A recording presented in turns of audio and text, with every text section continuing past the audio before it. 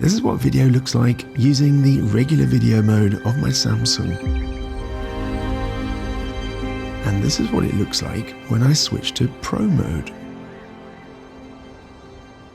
The Pro mode version has less dynamic range, which means highlights get blown out. Either that or shadows get crushed to black. Why does this happen? Smartphones have reached a level where they can produce beautiful content and even rivals the quality of expensive camera rigs. So if you have a phone in your pocket, there's no reason to put off becoming a video creator pro.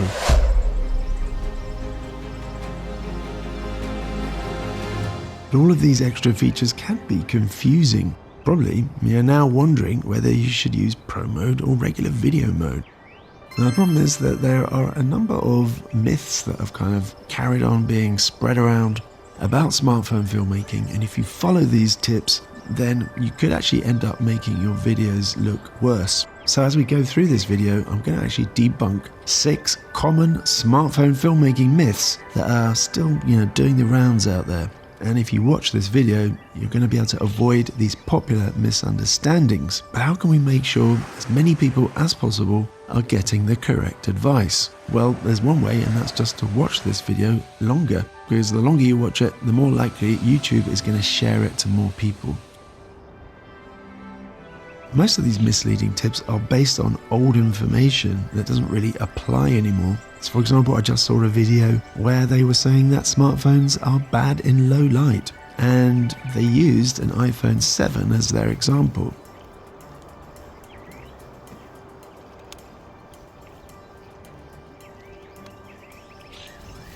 I'm not even trashing the iPhone 7 because I'm sure that it still shoots great video. But should we really be giving general video creation tips based on a phone that's now, 6 or 7 years old? If we really do want to be tomorrow's filmmakers rather than yesterday's filmmakers, then we really need to stay up to date with the current mobile camera technology. And as I only ever use smartphones, then I'm always up to date with what is happening at the moment. So this is myth number 1, and that is that we need a pro camera app to get the best results. Now, do we really need one? Well, if you'd asked me 5 years ago, I would have said yes, you need to use an app like, Filmic Pro. But this hasn't been the case for a long time now. As I just showed you, your native app is going to give you more dynamic range. And why is that? Well, because over the last 4 or 5 years, smartphones have been using a process called dynamic tone mapping for photos and videos. And what this does is adjust exposure differently for different areas of the image. So exposure will be turned down in the sky, and it's going to be turned up for the shadows, for example. And if you switch to manual mode or pro mode in an Android phone, this tone mapping is disabled. And that's why you often end up with less dynamic range and a less appealing image, especially in these kind of daylight situations. And in an iPhone, it's different because the only way to switch off dynamic tone mapping at the moment is by recording Apple Log. And you can only do this in the iPhone 15 Pro and Pro Max. Of course, camera apps can come in handy when you want more control over the camera settings. But it's just not the case that they will make your videos look better. Rather, they are tools that will help out in certain situations. So which smartphone is currently the best for shooting video? Well, the last device that I bought was the iPhone 15 Pro, which I'm using to film this video, along with my Samsung Note 20 Ultra. My Note 20 Ultra is over 3.5 years old now, and I still love the look of the video from this device. And the battery is actually holding up pretty well too. And that's why I don't actually think that you need the latest iPhone or Samsung flagship device to make stunning smartphone films. Most modern smartphones, especially the big names like Apple, Samsung, Google, Xiaomi and Sony, can all deliver impressive results. My Samsung is actually my main phone, but these days it's really not as convenient for video creation as my iPhone 15 Pro. So we can argue whether the latest iPhone or Samsung has the best video quality until the end of time. What I'd say is just try buying a lens or filter accessories for a Samsung or a Xiaomi. I'll go more into detail later, but just be aware that someone with an iPhone is always going to have more options when it comes to adding accessories than someone with an Android. And as well, Android devices often limit access to third-party app developers. And so that means that your Gimbal app isn't going to have as many functions as it does with an iPhone. So I'm not actually trying to put off Android users for creating videos. You can obviously get amazing results. And I am going to talk about how to do that in this video, no matter what your device. One thing I would say that is if you don't have the budget for a flagship device, then Xiaomi actually makes some great mid and lower range devices. But there's actually another myth to do with camera apps. Some will tell you that you need a camera app to avoid exposure changing during the shot. But that's not true either, because with any smartphone, just tap and hold on the subject and it's going to lock exposure, white balance and focus.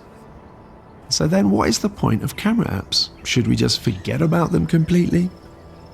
Well, let me answer that by giving you 3 scenarios where they're actually useful. My first scenario where you might be better off using a third-party app is when there's less light. In these situations, the dynamic tone mapping often adds extra digital noise. And of course, digital noise lowers the quality of your video. So in my experience, the extra dynamic range from tone mapping benefits us in most bright conditions, because as we've seen, it stops the sky blowing out. But in dark conditions, then it's not so helpful. So that's when I recommend that you switch to a manual control app. And that actually brings me to myth number 3. So you often hear folks say, and this is actually especially folks who mostly use regular cameras, they say that smartphones are terrible in low light conditions. And what I'd say is they might not be as good as a big camera with a big sensor, but they're not terrible. I have to work with smartphones in low light, and I usually get pretty good results. So like I say, use a manual control app, bring down your ISO as low as possible, and you can even go a little bit lower than looks right, and then bring up the shadows with an editing app later. So it really just takes a little bit of know-how, that's all, and you can shoot great low light footage with a smartphone. So the second reason to use a third-party app is that they usually contain extra settings and features. So we got things like specialist video formats, we got different levels of stabilization, we've got full white balance control, and many other things. There's things like support for gimbals. For example, the Blackmagic app allows you to record Apple Log in different codecs, whereas the iPhone's native app only gives you ProRes as an option for Apple Log. And you can also add LUTs and many other features that are not available otherwise. Filmic Pro and some other apps as well allow you to program focus changes, for example. And so that helps you to create these kind of professional looking focus pulls. And basically the list of things that you can do, it's going to fill up a 10-hour video. But just to kind of sum up, there may be times when you switch to your Filmic Pro type app for these extra features when the need arises, but not for every shot. The third scenario to use a third-party app is when we simply want to shoot video in a kind of more traditional way. Or maybe we're shooting a short film and we want more accurate control of the bitrate, exposure, focus, white balance, and so on. Sometimes we just want more control over our camera settings.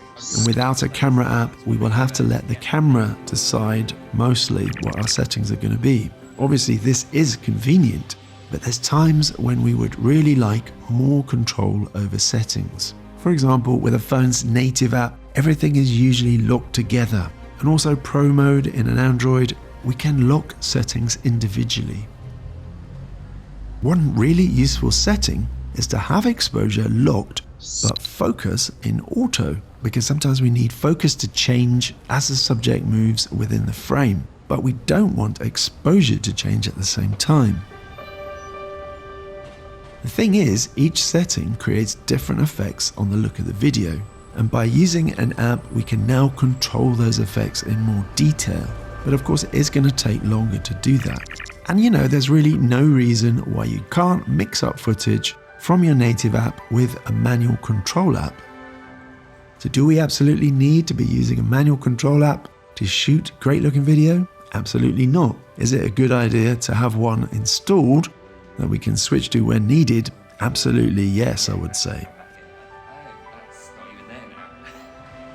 Here are the 3 options that we have available to us when creating video content with our mobile devices. Option 1 is to record video completely auto and nothing is locked. But can this look professional? Yes, it can in the right situation. I often have my camera set to auto because it's actually faster and it's more convenient. On the downside, the camera is constantly adjusting settings like shutter speed, ISO and white balance. And that can lead to inconsistent exposure, focus and white balance, which can lead to a kind of inconsistent look throughout the shot. Option 2 is to record video with everything locked by quickly tapping and holding on the screen. And this is still pretty convenient, but it also stops the shot looking messy.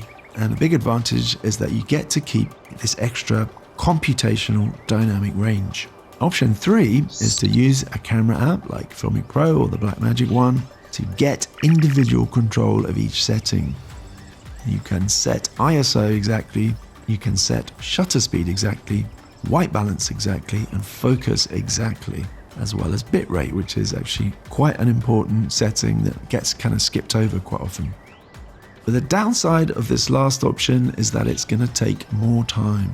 And as well, you could end up losing some of this extra dynamic range from the computational processes. So there's pros and cons to each option, and it's simply about choosing the right tool for the right job. And it all depends whether it's right for the project or how you like to film personally. Some scenarios require you to work fast, and by the time we've set shutter speed, ISO, white balance and focus, we could have missed the shot. The bird has flown, the magical sunset has turned to nighttime. The paraglider has packed up and gone home, or whatever the situation is. On the other hand, working on a project like a commercial, or a short film, or a documentary, you're more likely to benefit from using an app because you're going to have time to be precise with your settings. But there are situations where fully auto is the best option.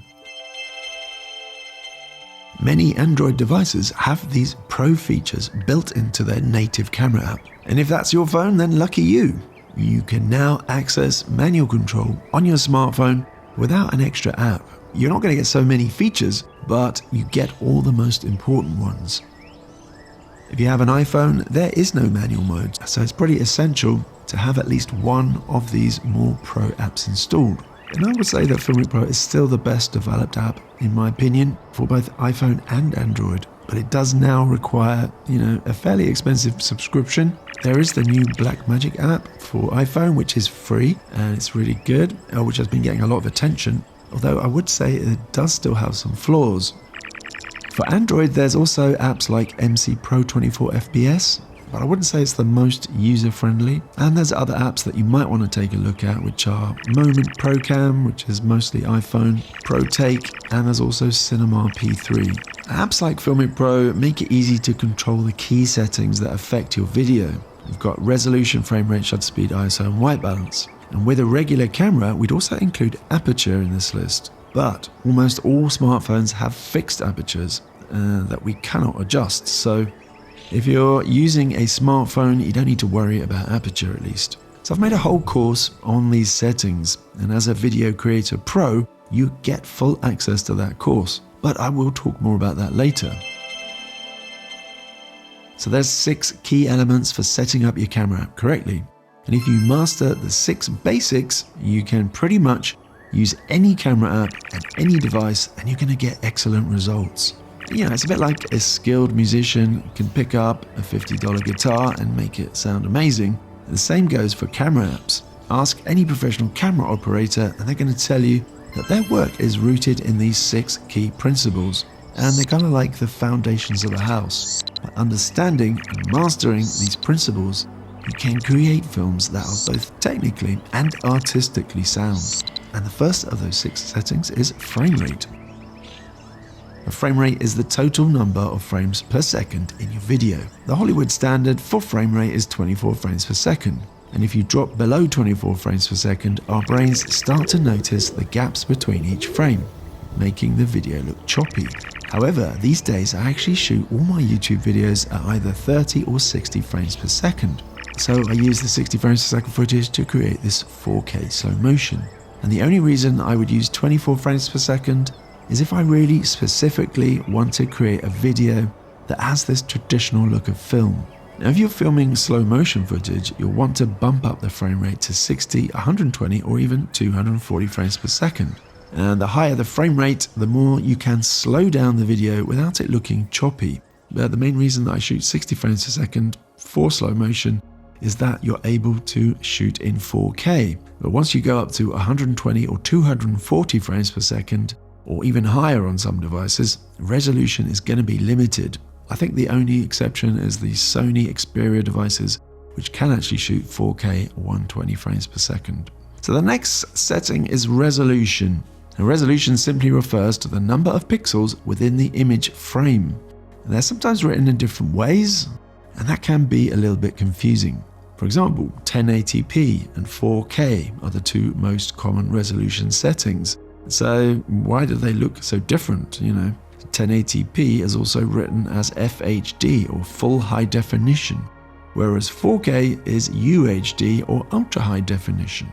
And most smartphones now shoot 4K and some even go as high as 8K, but you might find that your secondary cameras are actually limited to 1080p. Now, personally, I shoot and edit all my videos with a resolution of 4K, and that's another great thing about these top range devices like the iPhone 15 Pro. You can shoot 4K with all the cameras, including the front camera. And Samsung's will shoot 4K in all cameras as well, but for example, Xiaomi's, including even the top range expensive ones, they only shoot 1080p with the front camera. One important setting that often gets overlooked is bitrate, and the thing is, the quality of your video is only ever going to be as good as the bitrate allows. If you have a 4K video with a bitrate of a 1080p video, it's basically going to look like a 1080p video. And that brings me to my next myth to be busted. Some people will tell you, you need to set your bitrate to the highest level possible. Every codec and resolution combination has a recommended bitrate level. For example, a regular 4K 30 frames per second video might have a bitrate of 60 megabits per second. But in MC Pro 24PS, for example, it allows me to push up my bitrate to 1000 megabits per second, which would be a kind of crazy overkill, wouldn't it? The problem is, if you set your bitrate too high, you will create files which are way bigger than you need without actually adding any extra quality to the video. So you're just going to be filling up your storage quicker for no real reason, and it's going to take longer to transfer those files. And this is the kind of thing that I really go into detail about in my camera app masterclass for video creator pros on Patreon. Now there's two main settings on our phones that control the brightness of the image: shutter speed and ISO. Now the thing is that each brightness setting has an extra kind of side effect. ISO controls brightness and image noise, because if you have your ISO too high, you can create noise, and too much noise generally lowers the quality, negating the advantages of shooting in 4K, for example.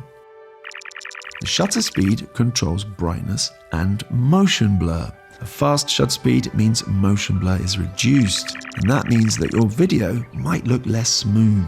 My method of setting exposure with an app is simply to set your ISO as low as possible and then to lock it. And now set your shutter speed until the image in the frame is kind of at the same level of brightness as you can see with your eyes. And the next myth busting is a little bit controversial, but it's what I go by, and so far it hasn't failed me. And some folks are going to tell you that you absolutely must set your shutter speed to double your frame rate. But I think actually the main reason it's popular is because it's just easy to remember. But you know what? You really don't need to go crazy trying to set your shutter speed to exactly double your frame rate. Nobody's really going to see the difference between a 1/50th and a 1/60th of a second shutter speed. And I would say that anything around 100th of a second or lower is going to give you a good amount of motion blur. And you can actually go a bit higher than that. And one thing that people don't talk about is that motion blur is also controlled by the amount of motion in the image, not just the shutter speed. When you're talking to a camera like this, there's not really going to be that much motion blur anyway, so you can afford to set a little bit of a higher shutter speed. Now if we go outside in the middle of the day and we set our exposure, look what happens. Because it's so bright, our shutter speed needs to be really fast. And that means there's almost no motion blur. I mean, honestly, your video is still going to look okay, especially if there's not much movement. But if we do really want this kind of polished, smooth motion, then we need a way to get this shutter speed down. And that is where ND filters come in. So an ND filter, otherwise known as a neutral density filter, blocks a portion of the light hitting the sensor, and this is going to allow us to set a slower shutter speed. So these are actually some clip-on filters by Sandmark, which means that you can actually use them on any smartphone. But if we use a variable ND filter, we can actually adjust this strength so that it's almost like an extra setting. So with a variable ND, we now have ISO, shutter speed, and this ND filter strength to set our exposure. And all kinds of companies make ND filters, but really the trick is actually mounting them. Moment do a great range of filters and filter mounts, and as well a clip. And you can get a case which allows you to mount lenses and filters. But like I say, unless you have an iPhone, you're probably going to struggle to find one that fits your phone. And finally, white balance is a crucial setting to master in our camera app. As the name suggests, white balance ensures that the whites in your video actually look white and not overly warm and orange, or maybe unnaturally cool and blue. And the reason why the color of our whites can change is because light has different color temperatures. To deal with these color temperature changes, we use the white balance setting on our camera. So there's no one correct white balance setting, because really it just varies from scene to scene depending on the color temperature of the lights. If you have iOS 17 or later, I recommend that you set your iPhone to lock white balance on record. Open settings, camera settings, record video, scroll down to the bottom and toggle on lock white balance. So with this setting switched on, you're going to still have your white balance being set automatically, but as soon as you press that record button, it's going to stop and it will be locked until you hit the record button again to stop recording, and then it goes back into auto mode again. And if you have Pro mode on your Android, you can set a specific white balance so it doesn't keep adjusting. And also third-party apps like Filmic Pro and Blackmagic have this lock on record setting, which is pretty useful. Another white balance option is to have the same setting for a scene when you know you're going to be cutting between different angles in one location. In that case, you want your color to be consistent between the cuts, otherwise it might look a bit weird. So in this case, set white balance in your camera app and then just keep it locked at that same setting for all the shots in that location. And you can also use these presets if they fit the scene. So just quicker just to tap one of these. So these days, most smartphones typically have multiple cameras which we can toggle between. Often we have a standard wide camera, an ultra wide camera, and a telephoto camera. And if you want to zoom in on a subject, we use the telephoto camera, right? Well, sometimes using the telephoto can actually reduce the video quality. So it's cool to have these extra options, but maybe think twice before using the secondary cameras for video. So when I say secondary cameras, I'm talking about this tele, the ultra wide, and the selfie camera. And if you have one, the macro lens. What they give us is more range and they give us more flexibility in the shots that we can capture. However, there is a significant caveat because not all smartphone cameras are created equal. The standard wide camera is nearly always superior to the other three in terms of image quality. The main cameras have larger sensors and wider apertures that are better at capturing light. They also give us some natural bokeh or blurry background. When you switch to the selfie or the ultra-wide or tele lens, in some low-light situations, you're probably going to get more digital noise. As well, the main camera often has more advanced stabilization technology, and that's going to smooth out the camera shakes. On the other hand, there are times when using a different camera is really a great idea. So, a tele or an ultra-wide creates an image with a different character. And this adds variety to your shots. So I really wouldn't discount the extra cameras completely. Another option is to add conversion lenses to your main camera. So you can get an ultra wide or a tele lens and then just place it over the main camera. And now, you kind of have the best of both worlds. You've got the best quality camera, you've got the best quality sensor, and you've also got the advantage of the different character images. So I know that's a lot to take in, and sorry for being a bit technical, but questions about camera settings and lenses, they are among the most common that we do get from beginners. And as I mentioned earlier, my Video Creator Pro level on Patreon grants you access to a comprehensive masterclass on smartphone filmmaking that really delves into these settings in more detail. But for now, if you just simply follow the advice that I provided, you're going to do really well. I think it's time that we busted another myth, isn't it? So the next one, and the final one actually, is to do with accessory gear. So if you like cinematic camera movements, then you're going to want a 3-axis motorized gimbal. My current favorites are the Insta360 Flow for a compact travel gimbal, and the Hohem iSteady M6 for more heavy duty work. And the DJI Osmo Mobile 6 is also a great travel gimbal. There's only minor pros and cons between that one and the Flow. So there's still this tip hanging around which tells you that you need to switch off your phone's inbuilt stabilization when you're using a gimbal. And the claim is that the phone's stabilization is going to work against the gimbal's stabilization. Again, this may have been true some years ago, but really it's not true anymore. In fact, you might actually get less smooth footage if you have it switched off. Like I say, these tips, which are really myths now, might actually be degrading the quality of your video. And that would be a shame, wouldn't it? So yes, if you have a budget phone which has poor stabilization quality, then yeah, probably switch it off. But in that case, I would say don't use it at all anyway, regardless of whether you're using a gimbal. And personally, I pretty much always have stabilization switched on when I'm using a gimbal. And the thing is that even with a gimbal, you're still going to get some little movements, some little shakes. And I find that the phone's stabilization just helps to remove those little movements. And it just makes the shot come out a little bit more polished. Now, if you hold your smartphone like we normally do with our fingers, it's not really very stable. You're probably going to get shaky video. So all you have to do is place one hand flat against the back of the phone, and now your video is going to be much more stable. And you don't even need to buy any extra kit to do it. But that said, let's now talk about this extra kit. So we've already talked about ND filters, conversion lenses, and gimbals, but more essential than any of those is a good tripod. So I've got 2 tripods by Andua, which I've had for a few years now, and I really love these tripods. So I've got a smaller, lighter one, which is really easy to carry around, and I've also got a bigger, heavier one if I need that extra height. And I recommend that you get one with clips on the legs rather than the screw ones. I just find that when you're changing the length of the legs, the clips are far quicker than the screw version. So you're also going to need a tripod clamp.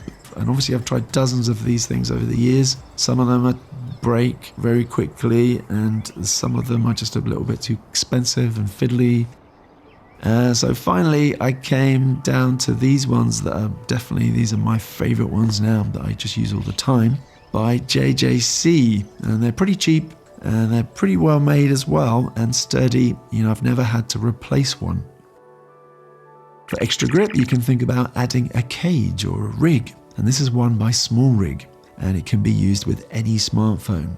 It's a basic cage with a quick release system for the phone. If you have an iPhone, this cage also has MagSafe, so the phone can attach directly without needing the clamp.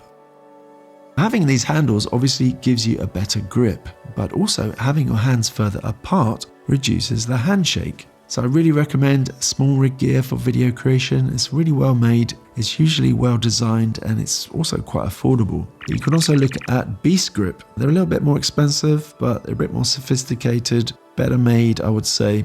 And you can also get this universal cage, which you can use for any smartphone. So it's going to be, future proof. You can just keep using this one. You don't need to keep changing it every time you get a new phone. And it allows you also to add the B-script lenses to your device. Now, if you're recording voice, you'll also want to think about adding a microphone. If you're standing outside and you're close to the phone, you can often get very good sound as long as it's not windy. Otherwise, I would recommend some kind of external mic. So you can get pretty good, affordable, wired lavalier mics, maybe sort of $20, $30. And these days there's even pretty good, reasonably priced wireless setups. Personally, I do find that the DJI wireless mics are excellent and also user-friendly. But if you do want to learn more about smartphone filmmaking, you can always join us on Patreon. There's actually a free level now, so if you want to watch all my videos ad-free, you can sign up there for the free membership. If you want to go deep into the detail and get really pro at this, then you can join my Video Creator Pro level on Patreon. And for every video that I put on YouTube, I also create a post on Patreon, because sometimes it's just easier to refer to a certain detail using text rather than having to scroll through a video to find it.